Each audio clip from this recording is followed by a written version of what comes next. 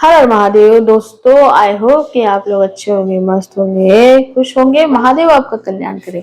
हम आ गए फिर से एक नया अध्याय लेकर, एक नया पार्ट लेकर, एक नए एपिसोड में। तो हम लोग का जो सीरीज चालू है वो है गरुड़ पुराण सरोधार, जिसमें हम लोग अभी 8वें अध्याय की ओर पहुंच चुके हैं। इससे पहले वाला जो अध्याय था वो 7वां अध्याय था, जिसमें हमने श्राद्ध का देखा था कि, और एक सुंदर सी कहानी देखी थी राजा की और एक प्रेत की। जो प्रेत होता है उसका मोक्ष नहीं हो पाता है और वो सदगति नहीं होती है, उसे प्रेत योनि मिलती है क्योंकि उसका श्राद्ध नहीं हुआ होता है। तो उसमें बताया उसने राजा को कि ऐसा ऐसा करो, और उसके बाद राजा जो है पूजा करवाते हैं और उसको मुक्ति मिलती है, उस प्रेत योनि से मुक्ति मिलती है। श्राद्ध करने का मतलब कि गलत होता है। श्राद्ध करने का मतलब मोक्ष नहीं मिल जाता आत्मा को। श्राद्ध करने का मतलब, वो बोलते हैं ना बहुत सारे लोग कि श्राद्ध करके मोक्ष मिलता है आत्माओं को, नहीं, उस योनि से मुक्ति मिलती है। वो जो योनि में था, जैसे इससे पहले वो प्रेत योनि में था, तो उसे उसका श्राद्ध, जैसे वो मनुष्य योनि में था तो उस योनि से उसे मुक्ति मिलती है। जैसे वो किसी और योनि में था तो श्राद्ध करके उसे उस योनि में मिलती तो वैसी चीजें होती है। तो श्राद्ध करके आत्मा को सद्गति मिलती है। तो ये हमने देखा था। अब हम 8वां अध्याय देखेंगे कि 8वें अध्याय में क्या है और इसका श्रवण। और हाँ, एक और बात हम हाईलाइट करना चाहेंगे कि 7वें अध्याय में बहुत ही सुंदर एक चीज बताई गई थी कि श्राद्ध जो है जरूरी नहीं है कि अपनी, बहुत सारे लोगों में ये मिथ है कि श्राद्ध जो है अपने ही बच्चों के हाथों होना चाहिए, ऐसा तो मुक्ति मिलती है। ऐसा नहीं है। श्राद्ध जो है कोई भी कर सकता है, आपका नाम लेकर, आपकी चीजों को कर कर, आपसे प्यार करके, आपके एक अच्छी भावना रखकर वो श्राद्ध ज्यादा फलित होता है। तो वो भी एक बहुत अच्छा बोलता है। और उस पाठ को, जो 7वां अध्याय है, जो सुनेगा, जो श्रवण करेगा, वो प्रेत आत्मा में कभी जाएगा, प्रेत योनि में कभी जाएगा ही नहीं, ऐसा भी उसमें था। बहुत ही सुंदर था। तो श्रवण जरूर करिएगा। अभी तक नहीं किया तो चैनल को सब्सक्राइब करिए, प्लेलिस्ट है वहां पर, वहां जाइए और प्लीज प्लीज श्रवण करिए। हमारी रिक्वेस्ट है कि श्रवण से ही मोक्ष मिलता है, अध्यात्म की राह मिलती है। तो चलिए आगे बढ़ते हैं 8वें अध्याय में। 8वें अध्याय में क्या है देखते हैं, लेते हैं प्रभु का नाम। हर हर महादेव, ओम नमो नारायण।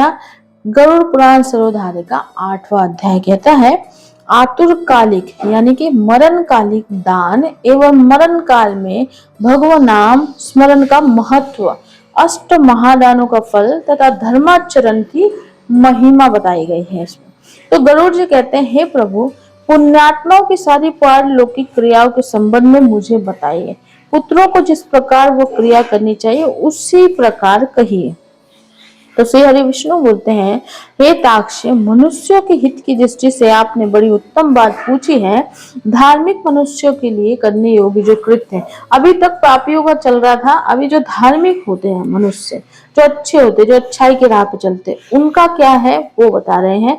धार्मिक मनुष्य के लिए करने योग्य जो कृत्य है वो सब मैं तुम्हें कहता हूँ। तो पुण्यात्मा व्यक्ति वृद्धावस्था के प्राप्त होने पर अपने शरीर को व्याधिग्रस्त तथा ग्रहों की प्रतिकूलता को देखकर और प्राण वायु के नाद वो ना सुनाई पड़ने पर अपने मरण का समय जानकर निर्भय हो जाए और आलस्य का परित्याग कर जाने अनजाने किए गए पापों के विनाश के लिए प्रायश्चित का आचरण करे। तो जो अच्छे, जो अच्छाई में चलने वाले आत्मा, पुण्यात्मा जिसे कहते हैं, तो वो लोग जो है उन्हें पहले से ही पता चल जाता है कि वो मरने वाले हैं। तो जब वो ये जान जाते हैं तो उन्हें निश्चित हो जाता है कि भाई हमारा भी समय आ गया, उसे कोई टाल नहीं सकता, मृत्यु कोई नहीं टाल सकता। तो अपने पापों का विनाश के लिए प्रायश्चित आचरण करना चाहिए। जब आतुर काल उपस्थित हो जाए तो स्नान करके सालग्राम स्वरूप भगवान विष्णु की पूजा कराए। सालिग्राम स्वरूप जो है माँ विष्णु जी की पूजा कराए। गंध पुष्प कुमकुम तुलसी दल धूप दीप तथा बहुत से मोदक आदि नैवेद्यों को समर्पित करके भगवान की अर्चना करे और विप्रों को दक्षिणा देकर नैवेद्य का ही भोजन कराए तथा अष्टाक्षर अथवा द्वादशाक्षर मंत्र का जप करें। भगवान विष्णु और शिव के नाम का स्मरण करें और सुने। भगवान का नाम कानों से सुनाई पड़ने पर वो मनुष्य के पाप को नष्ट करता है। तो दो जो है मंत्र दिए गए हैं, ओम नमो नारायणाय और ओम नमो भगवते वासुदेवाय। तो जो आत्मा अभी उसकी शरीर मतलब प्राण छोड़ने वाले हैं, उसको जो है इस नाम का स्मरण करते रहना चाहिए। रोगी के समीप आकर बांधवों को शोक नहीं करना चाहिए, प्रत्युत मेरे पवित्र नाम का बार बार स्मरण करना चाहिए। विद्वान व्यक्ति को मत्स्य, कूर्म, वराह, नरसिंह, वामन, परशुराम, राम, कृष्ण, बुद्ध और कल्कि इन 10 नामों का सदा स्मरण कीर्तन करना चाहिए। तो भगवान विष्णु जो है उनके जो ये 10 नाम है उसका स्मरण करते रहना चाहिए। जो व्यक्ति रोगी के समीप उपयुक्त नामों का कीर्तन करते हैं वे ही उसके सच्चे बांधव कहे गए हैं। कृष्ण एवं मंगलमय नाम जिसकी वाणी से उच्चरित होता है उसकी करोड़ों महापातक तत्काल भस्म हो जाते हैं। मरणासन अवस्था में अपने पुत्र के बहाने से नारायण नाम लेकर अजामिल भी भगवदाम को प्राप्त हो गया। तो फिर जो श्रद्धा पूर्वक भगवान के नाम का उच्चारण करने वाला है उनके विषय में क्या कहा जाए। चित्त वृत्ति वाले व्यक्ति के द्वारा भी स्मरण किए जाने पर भगवान उसके समस्त पापों को नष्ट कर देते हैं। जैसे अनेक्षा पूर्वक भी स्पर्श करने पर अग्नि जलाता ही है।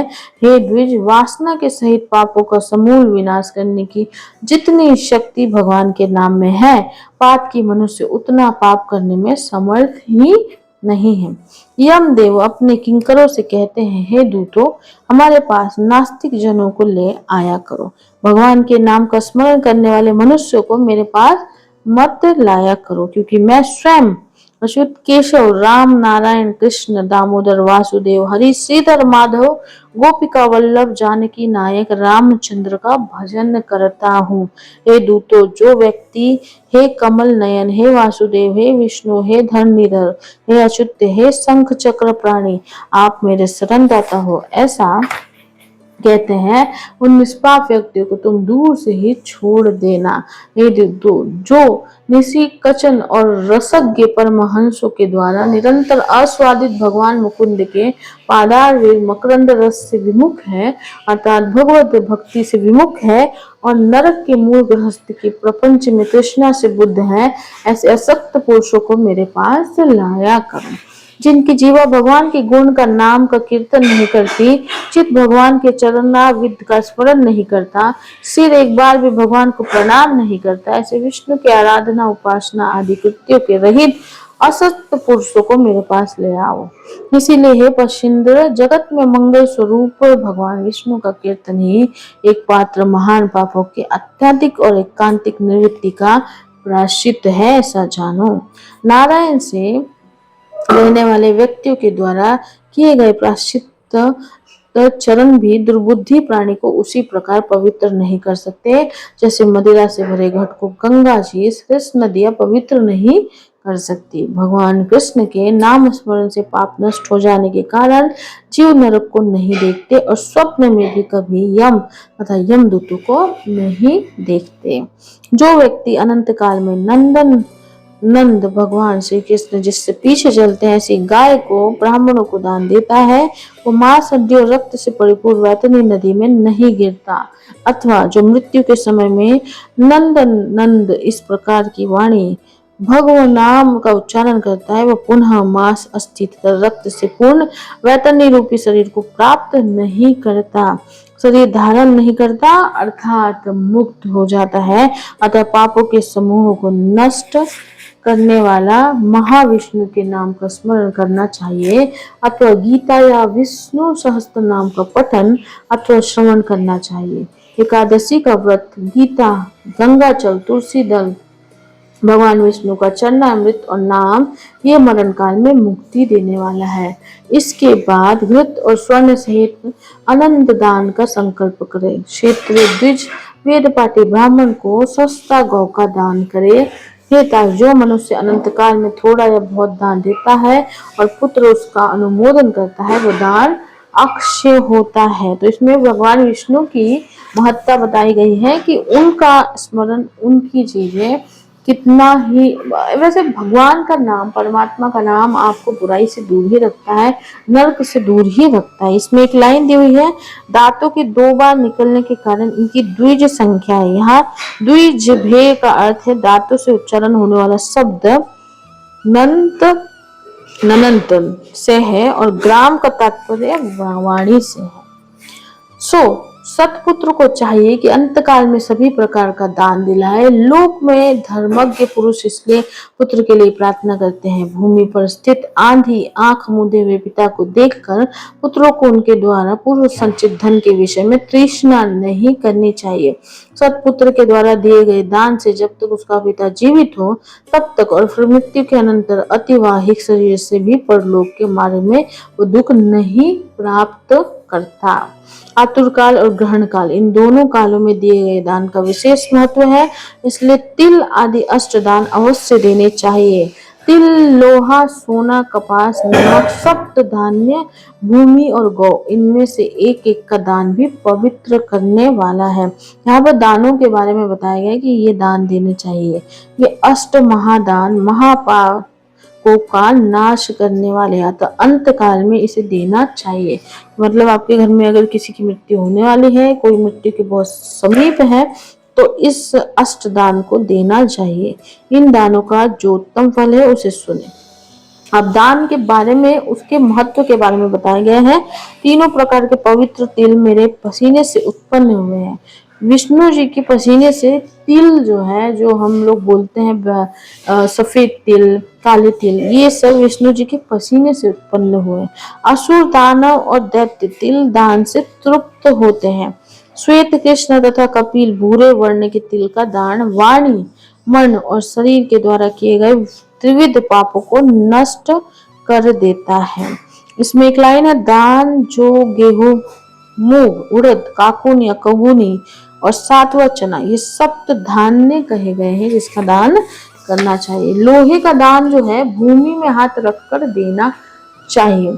ऐसा करने से वो जीव यम सीमा को नहीं प्राप्त होता और यम मार्ग में नहीं जाता है। तो जब आप लोहे का दान करें तो जमीन पर हाथ रखकर देना चाहिए। पाप कर्म करने वाले व्यक्तियों का निग्रह करने के लिए यम के हाथ में कुल्हाड़ी, मुसल, दंड, तलवार तथा छुरी शस्त्र के रूप में रहते हैं। यमराज के आयुधों को संतुष्ट करने के लिए ये लोहे का दान कहा गया है।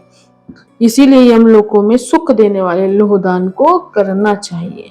उड़न, श्याम सूत्र, संडका मर्क, उद्गम, सेसमवल नामक यम के महादूत लोहदान से सुख प्रदान करने वाले होते हैं। हे ताश, परम गोपनीय और दानों में उत्तम दान को सुनो, जिससे देने से भूलोक यानी पृथ्वी लोक, भूलोक, लोक, अंतरिक्ष, यानी कि हमें देखिए बताया गया है कि कुछ परम दान है जिसमें भूलोक यानी पृथ्वी, भूलोक यानी अंतरिक्ष और स्वर्लोक के निवासी अर्थात मनुष्य, भूत, प्रेत तथा देवगण संतुष्ट होते हैं। तो ब्रह्मा आदि देवता, ऋषिगण तथा धर्मराज के सभासद स्वर्ण दान से संतुष्ट होकर वर प्रदान करने वाले होते हैं। इसलिए प्रेत के उद्धार के लिए स्वर्ण दान करना चाहिए। हेता स्वर्ण का दान देने से जीव यमलोक नहीं जाता, उसे स्वर्ग की प्राप्ति होती है। बहुत काल तक वो जीव सत्यलोक में निवास करता है। तदनंतर इस लोक में रूपवान, धार्मिक, वाक्पटु, श्रीमान और अतुल पराक्रमी राजा होता है। कपास का दान देने से यमदूतों से भय नहीं होता। लवण का दान देने से यम से भय नहीं होता। लोहा, नमक, कपास, तिल और स्वर्ण के दान से यमपुर के निवासी चित्रगुप्त आदि संतुष्ट होते हैं। सप्त धान्य प्रदान करने से धर्मराज और यमपुर के तीनों द्वारों पर रहने वाले अन्य द्वारपाल भी प्रसन्न हो जाते हैं। धान, जौ, गेहूं, मूंग, उड़द, काकून या कुगनी और सातवा चना, ये सप्त धान्य कहे गए हैं। जो व्यक्ति गोचर्म मात्र भूमि विधान पूर्वक सतपात्र को देता है तो ब्रह्म हत्या के पाप से मुक्त होकर पवित्र हो जाता है।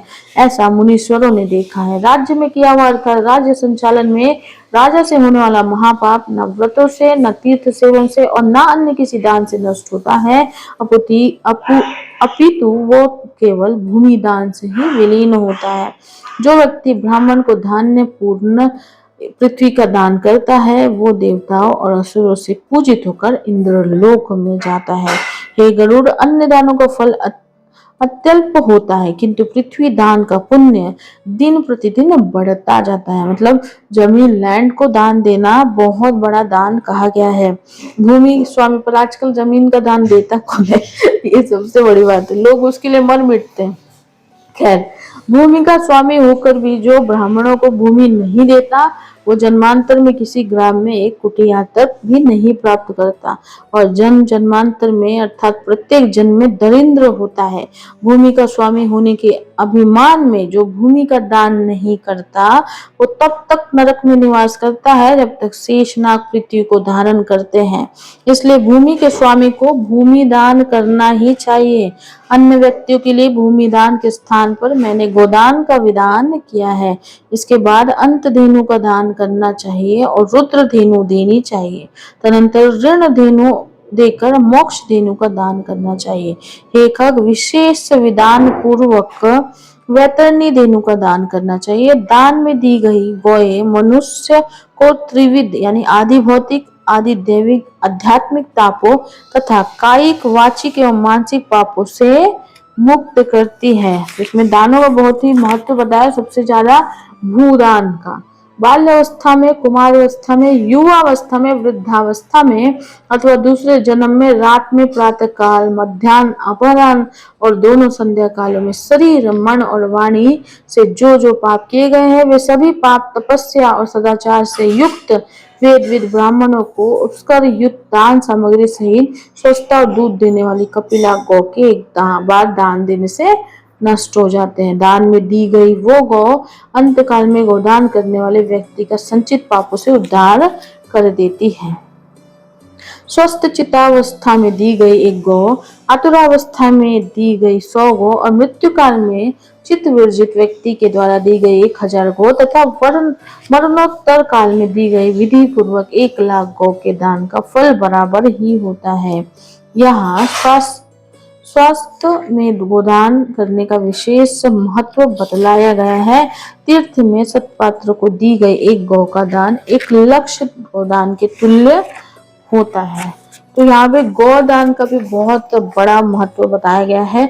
सत्पात्र में दिया गया दान 1,00,000 गुना होता है। उस दान से दाता को अनंत फल प्राप्त होता है और दान लेने वाले पात्र को प्रतिग्रह दान लेने का दोष नहीं लगता। स्वाध्याय और होम कराने वाले तथा दूसरे के द्वारा पकाए गए अन्न को ना खाने वाले अर्थात स्वयं पाकी ब्राह्मण रत्न पूर्व पृथ्वी का दान लेकर भी प्रतिग्रह दोष से लिप्त नहीं होता। विष और शीत को नष्ट करने वाले मंत्र और आग भी क्या दोष के भागी होते हैं। अपात्र को दी गई वो गौदाता को नरक में ले जाती है और अपात्र प्रतिग्रही दाता को 101 पीढ़ी के पुरुषों के सहित नरक में गिराती है। इसीलिए अपने कल्याण की इच्छा करने वाले विद्वान व्यक्ति को अपात्र को दान नहीं देना चाहिए। एक गौ एक ही ब्राह्मण को देनी चाहिए। बहुत ब्राह्मणों को एक गौ कदापि नहीं देनी चाहिए। वो गौ यदि बेची गई अथवा बांटी गई तो 7 पीढ़ी तक के पुरुषों को जला देती है। हे खगेश्वर, मैंने तुमसे पहले वैतरणी नदी के विषय में कहा था, उसे पार करने के उपाय भूत वैतरणी गोदान के विषय में मैं तुमसे कहता हूँ। काले अथवा लाल रंग की गौ को सोने की सींग, चांदी के खुर और कांसे के पात्र की धोनी के सहित 2 काले रंग के वस्त्रों से आच्छादित करे। उसके कंठ में घंटा बांधे तथा कपास के ऊपर वस्त्र सहित ताम्र पात्र को स्थापित करके वहां लो दंड सहित सोने की यम मूर्ति भी स्थापित करें और कांसे के पात्र में घृत रखकर ये सब ताम्र पात्र के ऊपर रखे। ईख की नाव बनाकर और रेशमी सूत्र से उसे बांधकर भूमि पर गड्ढा खोदे एवं उसमें जल भरकर वो ईख की नाव उसमें डाले। उसके समीप सूर्य की देह से उत्पन्न हुई धेनु को खड़ी करके शास्त्र विधि विधान के अनुसार उसके दान का संकल्प करे। ब्राह्मणों को अलंकार और वस्त्र का दान दे तथा गंध पुष्प अक्षत आदि से विधान पूर्वक गौ की पूजा करे। गौ की पूंछ को पकड़ करके ईख की नाव पर पैर रखकर ब्राह्मणों को आगे करके इस मंत्र को पढ़े। हे जगन्नाथ, हे शरणागत वत्सल, भवसागर में डूबे हुए शोक संताप की लहरों से दुख प्राप्त करते हुए जनों के आप ही रक्षक हैं। हे ब्राह्मण श्रेष्ठ विष्णु रूप भूमि देव, आप मेरा उद्धार कीजिए। मैंने दक्षिणा के सहित ही वैतरणी रूपणी गौ आपको दिया है। आपको नमस्कार है। मैं महाभयावह यम मार्ग में 100 योजन विस्तार वाली उस वैतरणी नदी को पार करने की इच्छा से आपको इस वैतरणी गौ का दान देता हूँ। आपको नमस्कार है। हे वैतरणी धेनु, हे देवी शे, यम द्वार के महामार्ग में वैतरणी नदी को पार कराने के लिए आप मेरी प्रतीक्षा करना। आपको नमस्कार है। मेरे आगे भी गौ हो, मेरे पीछे भी गाय हो, मेरे हृदय में भी गौ हो, और मैं गौ के मध्य में निवास करूं। जो लक्ष्मी सभी प्राणी में प्रतिष्ठित है तथा जो देवता में प्रतिष्ठित है, वे ही धेनु रूपा लक्ष्मी देवी मेरे पाप को नष्ट करें। इस प्रकार मंत्रों से भली भांति प्रार्थना करके, हाथ जोड़कर गौ और यम की प्रदक्षिणा करके सब कुछ ब्राह्मण को प्रदान करें। हे खग, इस विधान से जो वैतरणी धेनु का दान करता है वो धर्म मार्ग से धर्मराज की सभा में जाता है। शरीर की स्वस्थावस्था में ही वैतरणी विषयक व्रत का आचरण कर लेना चाहिए और वैतरणी पार करने की इच्छा से विद्वान को वैतरणी गौ का दान करना चाहिए। हे खग, वैतरणी गौ का दान करने से महामार्ग में वो नदी नहीं आती, इसलिए सर्वदा पुण्य काल में गौदान करना चाहिए। गंगा आदि सभी तीर्थों में, ब्राह्मणों के निवास स्थानों में, चंद्र और सूर्य ग्रहण में, काल में, संक्रांति में, अमावस्या तिथि में, उत्तरायण और दक्षिणायन, कर्क और मकर संक्रांतियों में, विषुव अर्थात मेष और तुला की संक्रांति में, व्यक्ति पाप योग में, युगादि तिथियों में तथा अन्याय पुण्य कालों में उत्तम गौदान देना चाहिए। जब कभी भी श्रद्धा उत्पन्न हो जाए, जब भी दान के लिए सुपात्र प्राप्त हो जाए, वही समय दान के लिए पुण्य काल है, क्योंकि संपत्ति अस्थिर है, शरीर नश्वर है, संपत्ति सदा रहने वाली है नहीं, और मृत्यु प्रतिक्षण निकट आती जा रही है। इसलिए धर्म का संचय करना चाहिए। अपनी धन संपत्ति के अनुसार किया गया दान अनंत फल वाला होता है। इसीलिए अपने कल्याण की इच्छा रखने वाले व्यक्ति को, विद्वान ब्राह्मणों को दान देना चाहिए। अपने हाथ से अपने कल्याण के लिए दिया गया अल्प वित्त वाला वो दान भी अक्षय होता है और उसका फल भी तत्काल प्राप्त होता है। दान रूपी पाथेय को लेकर जीव परलोक में महामार्ग में सुखपूर्वक जाता है, अन्यथा दान रूपी पाथेय रहित प्राणी को यम मार्ग में कलेश प्राप्त होता है। पृथ्वी पर मनुष्यों के द्वारा जो जो दान के दिए जाते हैं, यमलोक के मार्ग में वे सभी आगे आगे उपस्थित हो जाते हैं। महान पुण्य के प्रभाव से मनुष्य जन्म प्राप्त होता है। उस मनुष्य योनि को प्राप्त कर जो व्यक्ति धर्माचरण करता है, वो परम गति को प्राप्त करता है। धर्म को ना जानने के कारण व्यक्ति संसार में दुख पूर्वक जन्म लेता है और मरता है। केवल धर्म के सेवन में ही मनुष्य जीवन की सफलता है।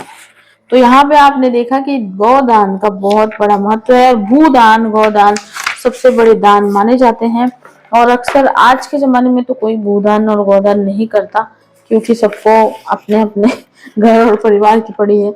फिर आगे बढ़ते हैं। धन, पुत्र, पत्नी आदि बांधव और ये शरीर भी सब कुछ अनित्य है, इसलिए धर्माचरण करना चाहिए। जब तक मनुष्य जीता है तभी तक बंधु बांधव और पिता आदि का संबंध रहता है। मरने के अनंतर क्षण मात्र में संपूर्ण स्नेह संबंध निवृत्त हो जाता है। जीवितावस्था में अपना आत्मा ही अपना बंधु है, ऐसा बार बार विचार करना चाहिए। मरने के अनंतर कौन उसके उद्देश्य से दान देगा, ऐसा जानकर अपने हाथ से ही सब कुछ दान देना चाहिए, क्योंकि जीवन अनित्य है। बाद में अर्थात उसकी मृत्यु के पश्चात कोई भी उसके लिए दान नहीं देगा। मृत शरीर को काट और ढेले के समान पृथ्वी पर छोड़कर बंधु बांधव विमुख होकर लौट जाते हैं। केवल धर्म ही उसका अनुगमन करता है। धन संपत्ति घर में ही छूट जाती है, सभी बंधु बांधव संसार में छूट जाते हैं, किंतु प्राणी के द्वारा किया हुआ शुभ कर्म पर लोक में उसके पीछे पीछे जाता है।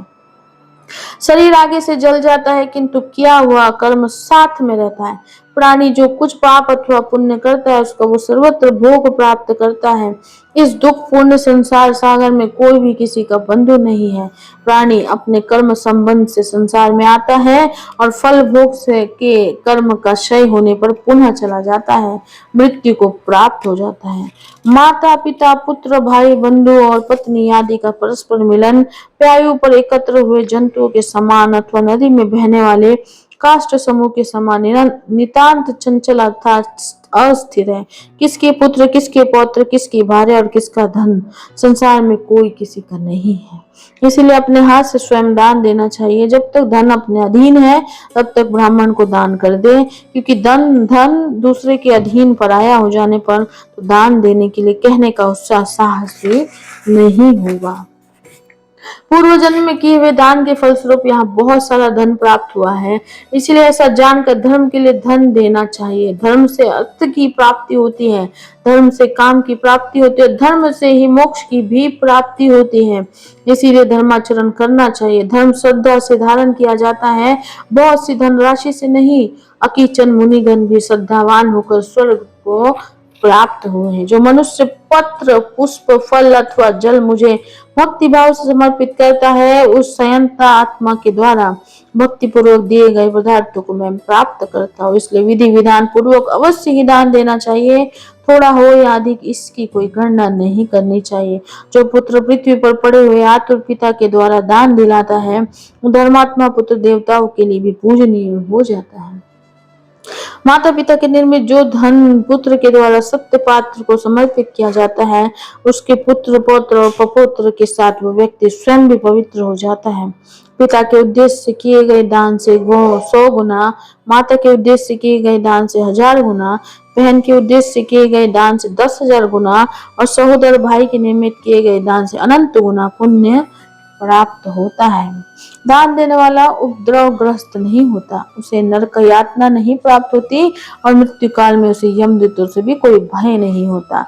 हे खग, यदि कोई व्यक्ति लोभ से आतुर काल में दान नहीं देते, वे कंजूस पापी प्राणी मरने के अनंतर शोक मग्न होते हैं। आतुर काल में आतुर के उद्देश्य से जो पुत्र पौत्र सहोदर भाई सगोत्री और सुहजन दान नहीं देते, वे ब्रह्म हत्यारे हैं, इसमें कोई संशय नहीं है। और इस प्रकार गरुड़ पुराण अंतर्गत सरोधार आतुर दान निरूपण नामक 8वां अध्याय पूर्ण हुआ। हर हर महादेव, ओम नमो नारायण।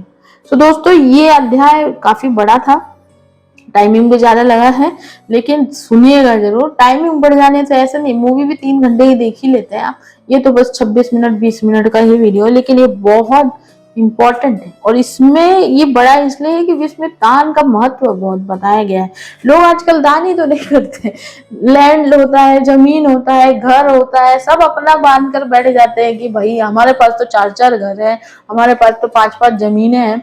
अरे लेकिन वो क्या करोगे, ना ही वो तुम्हारे साथ जाएगा। इसमें बताया गया है नहीं है, पर ये सत्य है कि मरने बाद आपके कर्म ही आपके साथ जाते हैं, आपके धर्म ही आपके साथ जाते हैं।